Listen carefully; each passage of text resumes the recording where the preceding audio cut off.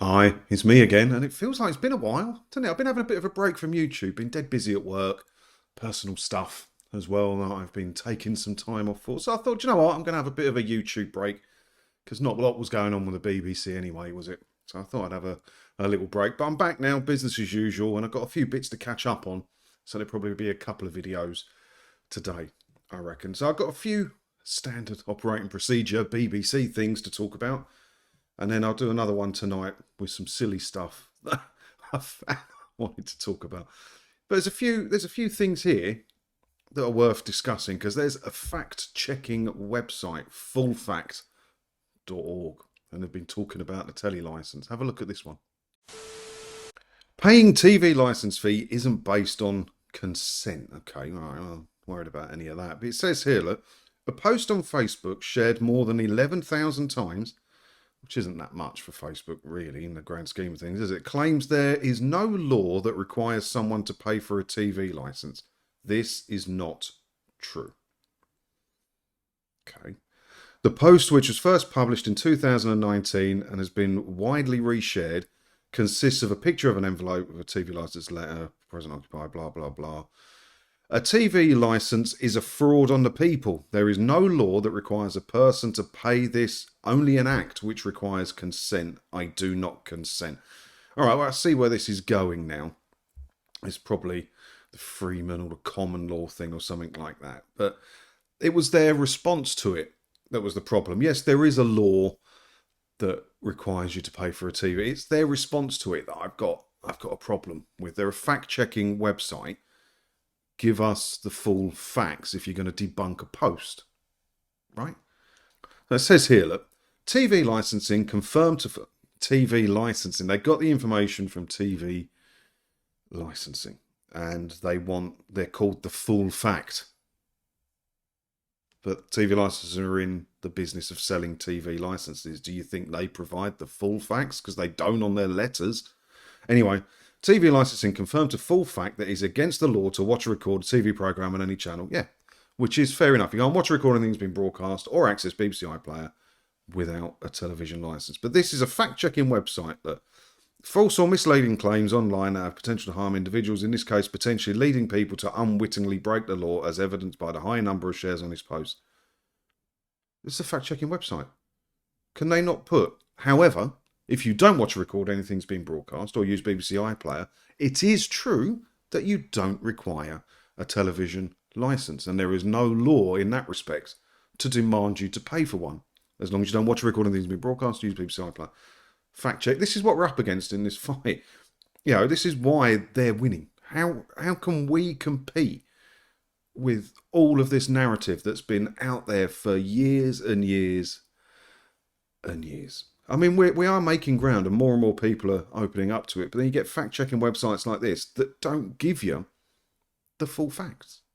And you're not going to get them from TV licensing. I'm going to go through. I'm going to do a live video of it. I have got a stack of letters to my addresses like that now. Unbelievable. And not one of them, well, no, fair credit where it's due, I'll be fair.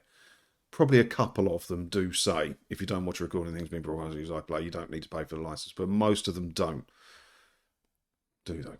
So they've got a couple of other things that the BBC have been up to. I don't know if you saw this one. This was a bit standard BBC, wasn't it? This was in the Sun. BBC forced to apologise for inappropriate question to Women's World Cup team captain. So it says here that BBC chiefs have apologised after a reporter asked a Moroccan captain an inappropriate question during a press conference. It's standard BBC all over. Because they sent all the BBC employees had to go on inclusivity training, didn't they? And all about the trans stuff and the LGBT stuff. They're permanently being trained to push the narrative out there. So this was the Moroccan captain being asked a question at the Women's World Cup. Explain to me what this has got to do with football and the World Cup. So look, during the presser, the forward was asked if there are any gay players in Morocco's squad. What difference does that make to the game? The BBC World Service reporter, which World Service shouldn't be a thing anyway anymore. In Morocco, is it illegal to have a gay relationship? Do you have any gay players in your squad? And what's life like for them in Morocco? I mean, I'm no journalist and I'll never be a sports journalist, probably not full time anyway.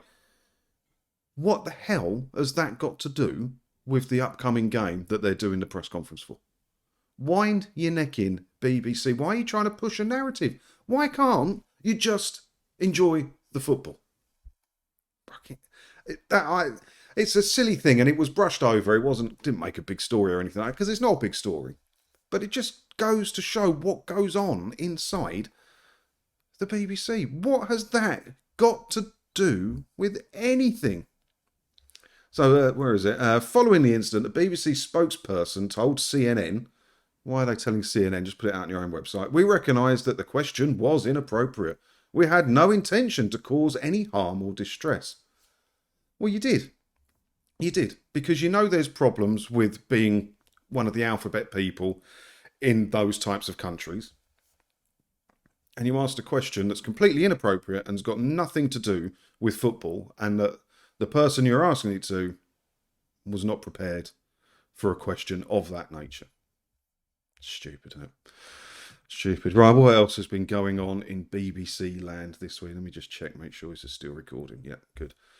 BBC Studios hits 2 billion in sales. So many people say to me, Joe, what, if we do get the TV licence fee cancelled, I've said it on here hundreds of times, and we're going to miss stuff. We're going to miss Doctor Who. We're going to miss Strictly. We love Strictly. I'd rather pay it just for Strictly. These shows ain't going anywhere. They're made by BBC Studios, and they sell them all around the world. And look, 2 billion quid's worth of sales. But BBC, and that's just BBC Studios. They're buying up independent production companies all around the world at the minute. Their turnover is a lot more than 2 billion. But it would take me forever to work it all out, going through all the subsidiaries that are in different countries and trying to get, the filings for the financials and stuff. And that's why it's done like that, because they don't want you knowing how much they are making privately. I mean, it claims here that profit rose 6% to 240 million. It doesn't sound like a lot of profit on 2 billion, does it? But they are profitable. Whereas the BBC itself, the bit you pay your licence fee to, what is it? It turns over 4.7 billion, I think it was. And they've got a £300 million black hole in their finances. But BBC Studios can turn over half what the BBC turns over and turn a £240 million profit. So they do know how to survive being commercial. And the boss of the BBC at the minute, Tim Davie, was the boss of BBC Studios before he got his job. So he knows how to survive and profit being commercial. So what is the excuse, BBC? You can do it. And let's not forget that BBC Studios, I mean, it says here that they work with loads of streaming services. They do work with Netflix, and they sell shows all over the world, syndicated to loads of different TV channels. They do. But their biggest customers, BBC Studios, are UK TV and the BBC. UK TV is part of the BBC group, and BBC is obviously part of the BBC group. So its biggest customers, the 2 billion, a lot of that money came from your licence fees and was classed as profit. It says here that the BBC spent 1.6 billion on original content in 22 to 23. The publication this week at the BBC Commissioning Supply Report for 22-23 has revealed a spend of 1.6 billion on original TV content, representing 28,000 hours. It's the publication, the BBC's Commissioning Supply Report.